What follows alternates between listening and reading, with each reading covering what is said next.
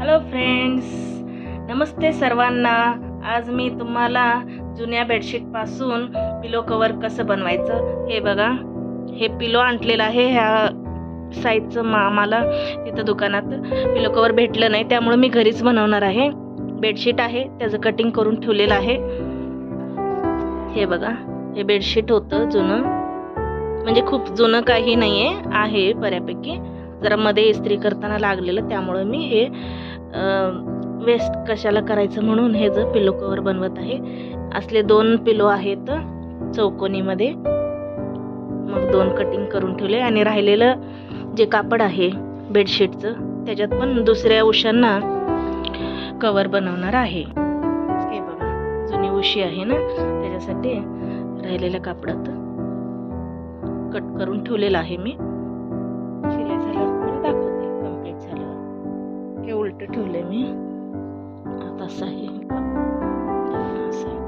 छान आहे लेव्हेंडर मध्ये।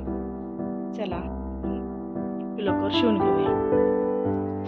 ह्या पिलोचं कवर आता मी शिवून घेतलेलं आहे। हे बघा, इकडं असं दुमटून घेतलेलं आहे दोन्ही काठ, आणि इकडं दोन्हीकडे स्टिच केलं। आता सरळ करून या पिलोला घालून बघते बरोबर झाले की नाही। जर जास्त झालं असेल तर आपल्याला अजून एक शिलाई मारता येईल।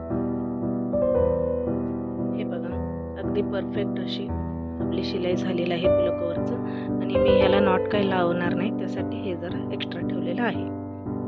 पाहिजे तर आपण याला नॉट लावू शकतो, मी काही लावत नाही। हे असंच बघा किती सुंदर झाले, असं ठेवू शकतो, वापरू शकतो, किंवा नॉट सुद्धा लावू शकतो।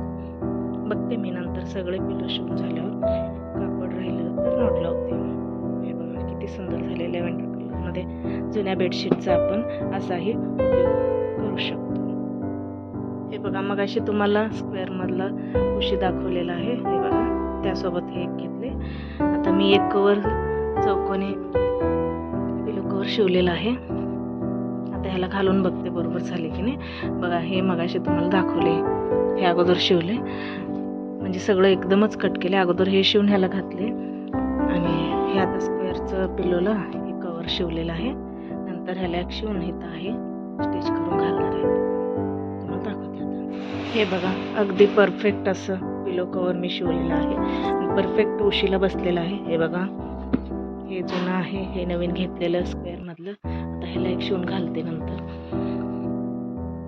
तर व्हिडिओ तुम्हाला आवडला असेल, यूजफुल वाटला असेल तर लाईक, शेअर, सबस्क्राईब करायला विसरू नका।